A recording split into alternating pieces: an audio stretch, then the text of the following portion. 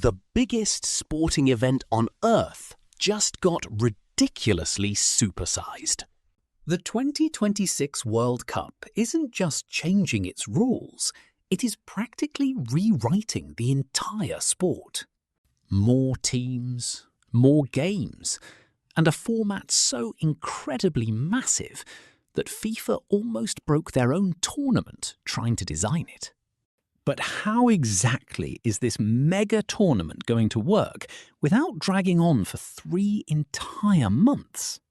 I am going to break down everything you need to know about the 2026 World Cup in just 3 minutes. And trust me, the way they solved the math problem of fitting everyone in is going to completely change how you watch soccer. Let's start with the obvious. For the last 25 years, the World Cup has been a perfect, neat little package of 32 teams. It made the maths easy. It made the groups easy. But in 2026, we are expanding to 48 teams. Why? Well, more teams mean more fans, more games, and mostly a whole lot more money. In theory, this is great for global soccer. More countries get to experience the magic on the biggest stage. In practice, adding 16 teams creates a massive logistical headache. You know the type of terrible idea that sounds good in a corporate boardroom but makes absolutely zero sense in the real world? That was FIFA's original plan for this expansion. They wanted 16 groups of 3 teams. This sounds simple. It isn't. Because if 3 teams are in a group, one team always has a day off. That means in the final game of the group stage, 2 teams could literally just agree to a boring draw if it meant both of them advanced and knocked the third team out. It was a complete recipe for disaster.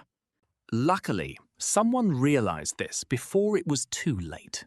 So they pivoted. The 2026 tournament, hosted across the US, Mexico, and Canada, will feature 12 groups of 4 teams.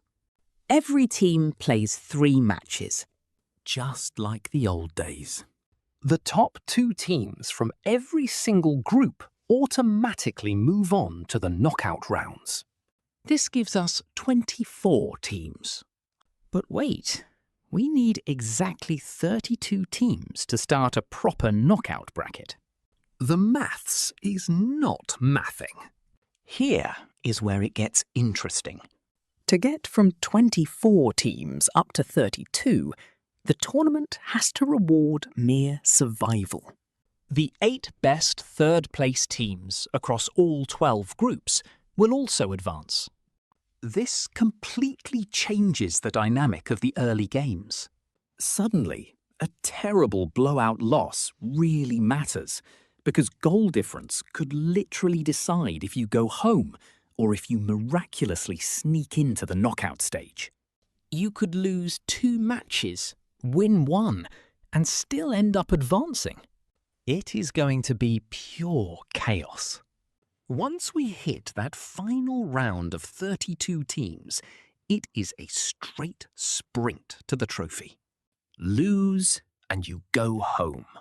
But because we added an entire extra round, the 2 teams that ultimately reach the final will have to play 8 matches instead of the usual 7.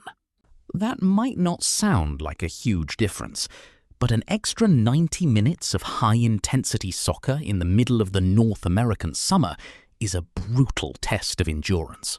Only the deepest, fittest squads are going to survive. So that mega-tournament problem we talked about at the start, FIFA solved it by giving us exactly what we secretly wanted all along. More high-stakes soccer. 104 matches in total. 40 days of uninterrupted action.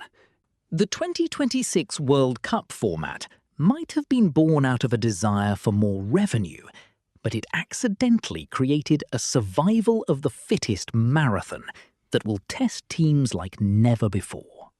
Will the overall quality of play suffer from exhaustion, or are we about to witness the greatest summer of sports in human history? We will find out soon enough.